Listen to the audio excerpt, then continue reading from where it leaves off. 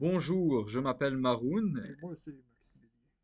et nous allons maintenant vous présenter notre projet radio. On y va? Hop, Oui, hop et slideshow. let's go tout le monde. Projet radio, on y va. Sommaire. Donc en soi, on va vous expliquer comment la radio fonctionne, la théorie, comment ça se relie à PHS 1102, les choix et justifications de conception, Mhm. comment on l'a construit, pourquoi on l'a construit de cette façon, et puis l'évaluation du dispositif. Et Vous bingo. allez Vous allez voir si oui ou non on a réussi. Et est-ce qu'on a vraiment réussi? Peut-être. On espère. Donc, fonctionnement du circuit. Le circuit il est fait en deux grandes parties, le field passband et puis le démodulateur. Le field passband, lui, contient l'antenne de réception, le condensateur variable, puis le démodulateur va contenir la diode qui va redresser le signal, l'amplificateur qui va amplifier le signal, et puis finalement la dernière partie de la démodulation qui est le système sonore. Commençons par l'antenne. Nous avons un radioémetteur qui renvoie un champ électromagnétique qui contient le signal modulé euh, de L'audio. l'audio, qui va être modulé avec un signal porteur. Celui-ci va passer dans la bobine, dans l'antenne en fait, et va permettre de générer un champ, un courant alternatif qui aussi, de telle sorte à avoir un potentiel alternatif. Donc, vraiment, on a une source de courant alternative qui dépend du temps. Et puisque c'est une bobine, on a aussi une inductance qui va être présente dans l'antenne. Ceci est important parce que le filtre passe-bande dépend de cette inductance-là pour créer un circuit LC. C'est pour condensateur.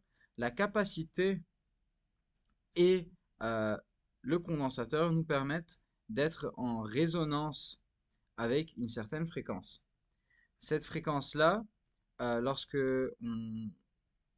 on la choisit bien, ok, puis ça va venir dans le choix de conception, nous permet vraiment d'amplifier un seul signal sonore qui va filtrer à travers tout le reste, d'où le filtre passe-bande. On a une bande de fréquence qu'on est capable de réceptionner. Par la suite, nous avons la démodulation. Fascinant comme concept, mais vous allez voir qu'aussi l'amplificateur, il est intimement relié au fil passe-bande. Donc, dans la démodulation, nous avons la diode qui redresse le signal en ne laissant passer que dans que dans un seul sens le courant. Par la suite, l'amplificateur va vraiment amplifier ce signal-là pour qu'il soit clair et net à la sortie audio. De plus, l'amplificateur a une impédance très très grande, qui est vraiment la résistivité qu'il représente dans le circuit. C'est important que cette résistivité soit là et soit très grande parce que euh, en sortie, ici, le fil passe-bande va devoir être en quelque sorte isolé pour pouvoir garder sa sélectivité. Si Z n'est pas très grand, la sélectivité est perdue et nous ne résonnons pas avec la fréquence que l'on cherche à avoir. Finalement, cet amplificateur-là, on va l'utiliser, on va utiliser ce schéma-là qui contient vraiment l'explication de comment la composante active travaille avec les composantes passives. Elle est active, d'où la pile de 9 volts, pour pouvoir euh, déjà augmenter Le volume. le volume à travers le potentiomètre et puis envoyer un signal qui, dans des écouteurs ou dans un haut-parleur qui ne demande pas d'avoir une très grande impédance. Pourquoi la grande impédance? Pourquoi l'impédance affecte-t-elle autant la sélectivité du filtre? Ben, et puis, pourquoi est-ce que c'est la dernière étape de démodulation? Vraiment, nous avons un courant alternatif qui va passer dans un solénoïde. Celui-ci devient un électroaimant qui va osciller ou varier d'intensité de champ et magnétique en fonction du courant alternatif.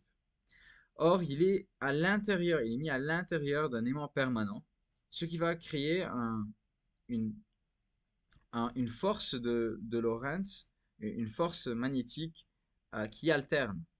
Cette force-là va faire vibrer la membrane euh, dans la fréquence du courant alternatif. Désolé. Donc dans la fréquence du courant alternatif.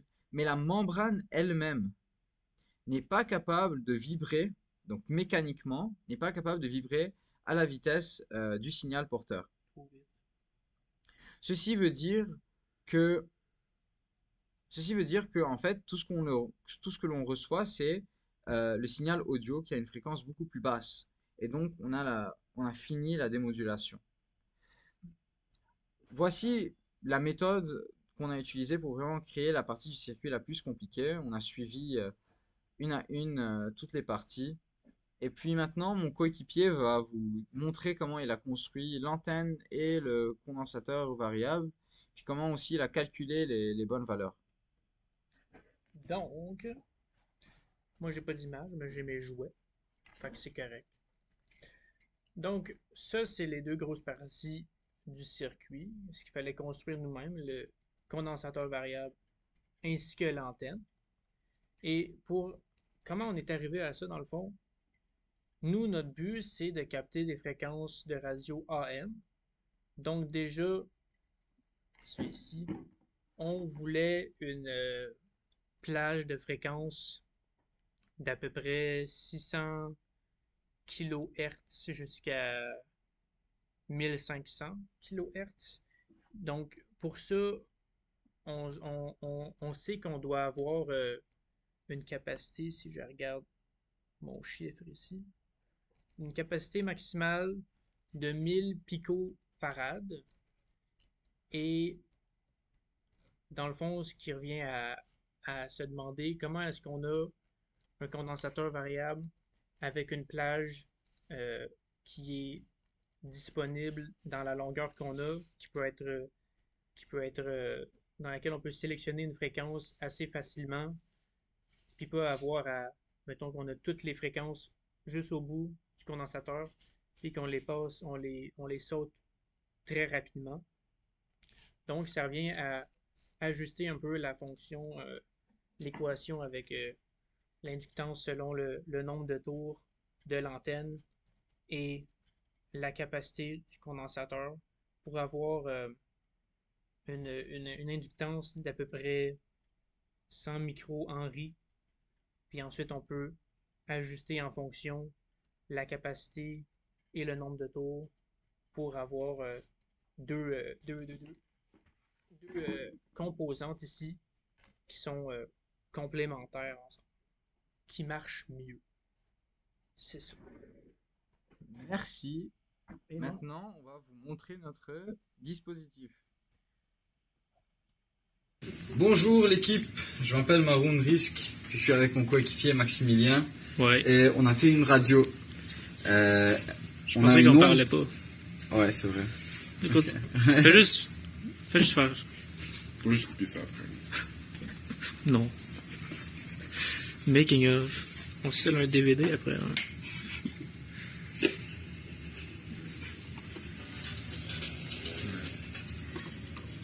Oh, pourtant, c'est pas ça, c'est iPhone.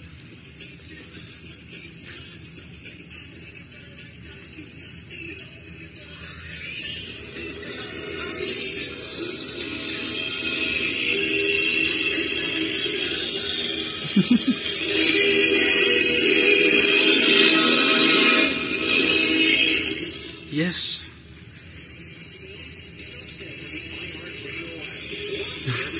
And listen to the podcast version of Melnick and de la 43e avenue. Alors ça, c'est pour le pont. Merci. Samuel de Champlain pour Ensemble Montréal.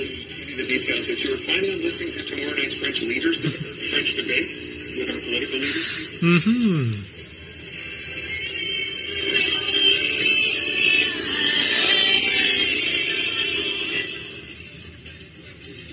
C'est bon? Et voilà. Merci beaucoup de votre attention et on voit. Bonjour l'équipe, je m'appelle Maroun Risk. Vite. Ciao. Ah. On est parti.